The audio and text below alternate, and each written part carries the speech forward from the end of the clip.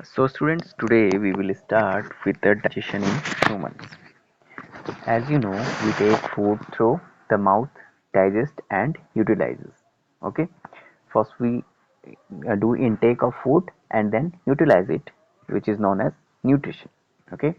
The unused parts of the food are defecated. ठीक है. Unused part is called as defecated.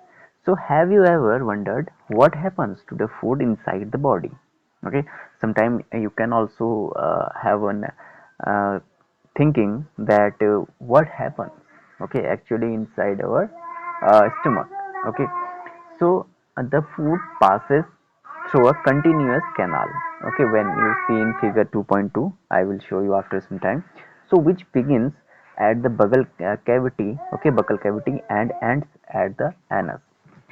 The canal can be divided into various compartments. Okay, first is the buccal cavity, second food pipe or also called as esophagus, third one is stomach, fourth one is small intestine, fifth one large intestine, ending in rectum. Okay, and the anus. Is it not a very long path? Okay, in books asked for from you that it is a long path. Yes, obviously it is very long path. So these parts together form alimentary canal और digestive tract. Okay, so इन 6 parts को हम जो है एक साथ में क्या कहते हैं, alimentary canal या digestive tract कहते हैं. Okay, the food components gradually get digested as food travels through the various compartments. ठीक है. As you know that digestion of food start with our mouth. ठीक है, हमारे माउथ से ही जो है हमारे जो खाना हम खाते हैं, ठीक है, चबाते हैं, उसमें जो लार बनती है तो उसी में से एंजाइम वगैरह सीक्रेट होने लग जाते हैं और हमारे जो फूड है, ठीक है, वो स्टार्ट हो जाता है डाइजेस्ट होना, मेनली कार्बोहाइड्रेट. ठीक है. सो इन डिफरेंट कंपार्टमेंट्स में जाके जो है हमारा फूड फिर अच्छे से डाइजेस्ट होता है. The inner walls when the inner walls of the stomach and the small intestine and the various glands associated with the canal such as salivary glands, the liver and the pancreas secrete digestive juices. ठीक है, mainly देखो ये 3 बहुत बड़े organ है. ठीक है, वैसे तो स्मॉल इंटेस्टाइन से भी कुछ रिलीज होते हैं हार्मोन्स और एंजाइम्स, उनको हम बाद में देखेंगे, आप हायर क्लासेस में पढ़ेंगे डिटेल में. अभी के लिए समझे कि कुछ ग्लैंड्स हैं जैसे सेलिवरी ग्लैंड, ठीक है, जो हमारे माउथ में पाई जाती हैं, सलाइवा में.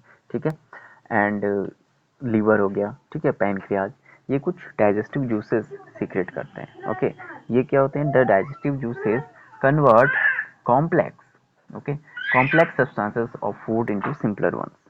जो ये डाइजेस्टिव जूसेस सीक्रेट किए जाते हैं हमारे सेलिवरी ग्लैंड के द्वारा, लीवर द्वारा और पैनक्रियाज के द्वारा, ये क्या काम होता है इनका, ये जो हमारा कॉम्प्लेक्स फूड होता है जो हम खाते हैं वो कॉम्प्लेक्स फॉर्म होता है, उसको सिंपलर फॉर्म में चेंज करते हैं, जैसे हमने इंट्रोडक्शन में पढ़ा था लास्ट इससे पहले की वीडियो में. ठीक है, तो the digestive tract and the associated glands together constitute the digestive system.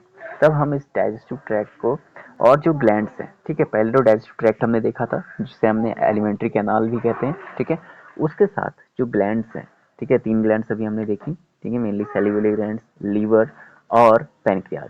तो इन सबको मिला के हम क्या कहते हैं, डाइजेस्टिव सिस्टम. इनको डाइजेस्टिव सिस्टम कहते हैं. अब थोड़ा आप फिगर 2.2 भी देख लीजिए. ठीक है, जिसमें आपको बताया गया है कि देखिए फर्स्ट पार्ट देखिए बकल कैविटी से स्टार्ट हो रहा है, यहाँ पे देखिए माउथ से. ठीक है, बकल कैविटी है, उसके बाद आपको दिख रहा होगा माउथ में ये सेलिवरी ग्लैंड भी है. ठीक है, तो माउथ में पाए जाते हैं बकल कैविटी और सेलिवरी ग्लैंड. फिर आता है यहाँ पे मिडिल वन पार्ट जो लगभग ऑसोफेगस कहा जाता है, एक पाइप होती है. ठीक है, इस तरह से. ठीक है, एक जो आपको यहाँ पर दिख रही है ये पाइप आपकी लंग से जुड़ी होती है. ठीक है, तो ऑल्सो फिगर एपीग्लॉटिस पाया जाता है इन दोनों को अलग करने के लिए इनमें. ठीक है, फ्लैप लाइक स्ट्रक्चर जो यहाँ पर देख रहे हैं ये आप हाई क्लासेस में पढ़ेंगे. अभी इतना समझो कि ये जो फूड पाइप है उसको हम ऑसोफेगस कहते हैं. फिर ग्लैंड्स यहाँ पर देखो, लीवर आपका प्रेजेंट है फिगर में, देखो लीवर है. ठीक है, गॉल ब्लैडर उसी के जस्ट नीचे है. ठीक है, आगे इसके हम डाइजेशन में क्या क्या रोल है ये सब चीज़ें पढ़ेंगे. Stomach, stomach is here. Okay, mainly इसे आप पेट कहते हैं, मेनली स्टमक, जिसमें खाना सबसे पहले एक तरह से थोड़ी देर के लिए रुकता है या जाता है. ठीक है, पैनक्रियाज, फिर पैनक्रियाज ग्लैंड है. ठीक है, स्मॉल इंटेस्टाइन देखिए यहाँ पे और लार्ज इंटेस्टाइन ये है. ठीक है, हालांकि इनके नाम स्मॉल और लार्ज होते हैं लेकिन जो स्मॉल इंटेस्टाइन है वो बिगर होती है as compare to large intestine. ठीक है, फिर आता है हमारा रेक्टम पार्ट, ठीक है, लास्ट में एनस पार्ट, ठीक है। तो ये है आपका ह्यूमन डाइजेस्टिव सिस्टम। तो इसको अच्छे से देख लेंगे, ठीक है। फिगर बनाने को भी आता है ये क्लासेस में, तो इनको अच्छे से आप देखिए, human digestive system. Okay, so now let us know what happens to the food in different parts of the digestive tract, ठीक है। अलग अलग ट्रैक्ट में, जैसे बकल कैविटी में क्या होता है, सेलिवरी ग्लैंड में क्या होता है, स्टमक में क्या होता है हमारा, ठीक है। जब पैंक्रियाज में जाता है तो वहाँ क्या होता है, तो इससे हमको पढ़ना है, ठीक है, कि actually what happens to the food in different parts of the digestive tract, okay, which we eat food, okay. So in this first part is the mouth and the buccal cavity. Okay. So as you know, food is taken into the body through the mouth. Okay. The process of taking food into the body is called ingestion. ठीक है, अभी दो word आएंगे, एक आएगा egestion और दूसरा आएगा इंजेशन। इन मतलब अंदर लेना, ठीक है, तो इंजेशन, ठीक है। व्हेन वी टेक फूड उसको क्या कहते हैं, ingestion. We chew the food with the teeth and break it down mechanically into small pieces, ठीक है। हम क्या करते हैं यहाँ पे, फूड को चबाते हैं, ठीक है, और ब्रेक करते हैं मैकेनिकली, यानी कि मुंह से हम जब चबा रहे हैं उसे मैकेनिकली कर रहे हैं ना, ठीक है। तो छोटे छोटे पीसेस में उसको हम कन्वर्ट कर देते हैं। So each tooth is rooted in A separate socket in the gums, ठीक है। जो टूथ है वो अलग अलग सॉकेट्स में फिट होता है। जैसे आप फिगर देखें 2.3 में, ठीक है, तो एक सॉकेट लाइक स्ट्रक्चर होता है, ठीक है। ये arrangement of different teeth in type of teeth, ठीक है। तो इस तरह से यहाँ पे दिया गया है, ठीक है। तो our teeth vary in appearance and perform different functions accordingly. They are given different name also. Okay. So before this, we start some important points for you, that milk teeth and permanent teeth. Do you remember about falling of your teeth some years ago? ठीक है, आपने देखा होगा कुछ बच्चों के अभी दांत टूट रहे होंगे, ठीक है, या एक बार दांत टूट चुके होंगे और नए दांत उसमें आ रहे होंगे। तो the first set of teeth grows during infancy and they fall off at the age of between 6 to 8 years, ठीक है। 6 से 8 साल के बीच में जो है वो आपके जो पहले वाले दांत थे वो टूट जाते हैं और नए दांत उसमें आते हैं। तो these are termed as milk teeth. इनको क्या कहते हैं, दूध के दांत कहते हैं ना, दूध के दांत आपने सुना होगा, दूध के दांत इनको कहा जाता है जो टूटते हैं। फिर the second set of teeth that replaces them are permanent teeth. फिर जो दूसरा टीथ आता है, ठीक है, दूसरे जो दांत आते हैं उनको हम कहते हैं परमानेंट, यानी कि जो स्थायी दांत होते हैं, ठीक है। पहले जो दांत गिर जाते हैं उनको हम कहते हैं दूध के दांत, और जो बाद में आते हैं उनको बोलते हैं permanent. The permanent teeth may last throughout life or fall off during old age or due to some dental disease, ठीक है। मेनली ओल्ड एज में टूट सकते हैं वो दांत, परमानेंट टीथ वैसे तो पूरी जिंदगी भर रहते हैं, या आपको कोई डेंटल डिजीज हो जाए, ठीक है, दांत खराब हो गया होना जिन्हें कहते हैं, ठीक है, तो फिर उसको अगर बहुत ज़्यादा दर्द होता है तो निकालना पड़ता होता, ठीक है। तो मेनली जो है परमानेंट टीथ जो है हमेशा रहते हैं। एंड नाउ बूझो इज फैसिनेटेड, ठीक है, by the highly coiled small intestine seen in figure 2.2। देख रहे होगे ना आप लोग भी, इसमें देख रहे होंगे कि किस तरह से कॉइल्ड हो रखी है ये स्मॉल इंटेस्टाइन, देखो एकदम कॉइलिंग स्ट्रक्चर है। So he wants to know its length. Would you like to make a wild guess?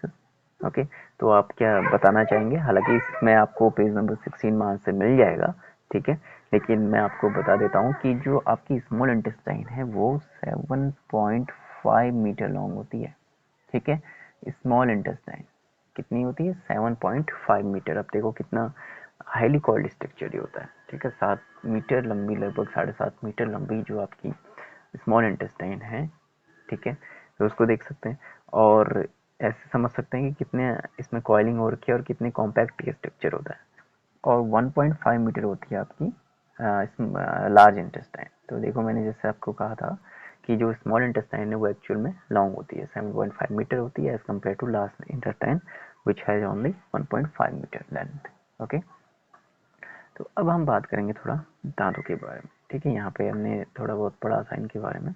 फिर जो इसके बाद हम करेंगे कि wash your hands, look into the mirror and count your teeth, ठीक है। आप अपने हाथों को धोइए और मिरर में देखिए, उसके बाद अपने दांतों को गिनिए। Use your index finger to feel the teeth, ठीक है। इंडेक्स फिंगर जो पहली उंगली से बोलते हैं, ठीक है, उसको आपने फील करने के लिए टीथ का यूज़ करना है। How many kinds of teeth could you find, ठीक है, कितने प्रकार के तुमने मिले teeth. So take a piece of an apple और ब्रेड एंड ईट इट, ठीक है। फिर आपने क्या करना है, एक पीस लेना है एप्पल का या कोई ब्रेड का टुकड़ा लेना है, तो उसको खाना है। Which teeth do you use for biting and cutting, ठीक है। इससे आपको ये भी पता चलेगा कि आप कौन से टीथ को यूज करते हैं, ठीक है, बाइट करने के लिए या कट करने के लिए। And then and which one for piercing और and tearing, ठीक है। so also find that one that are used for chewing और grinding, ठीक है। तो इनको आपने अपने ऑब्जर्वेशन को जो है टेबल 2.2 में रखना है। तो मेनली आप देख रहे होगे कि यहाँ पे आपको टीथ के टाइप दिए गए हैं, ठीक है, नंबर ऑफ टीथ हैं, लोअर जो में कितने होते हैं, अपर जो में कितने होते हैं और टोटल कितने होते हैं, ये आप लोगों ने करना है, ठीक है। इसका आंसर आप जो है इस इमेज के माध्यम से भी दे सकते हैं और खुद से भी कर सकते हैं। तो फर्स्ट 4, ठीक है, यहाँ के 1 2 3 4 जो है इंसिजर, ठीक है।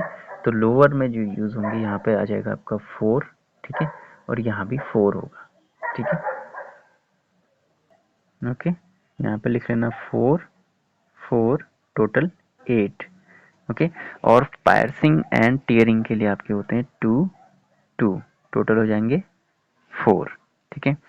च्यूइंग एंड ग्राइंडिंग के लिए होते हैं 10 10, ठीक है। तो इस तरह से हो जाएंगे 20, ठीक है। तो टोटल आपके हो जाएंगे 32, ठीक है। एक एडल्ट के लिए है, ठीक है, 32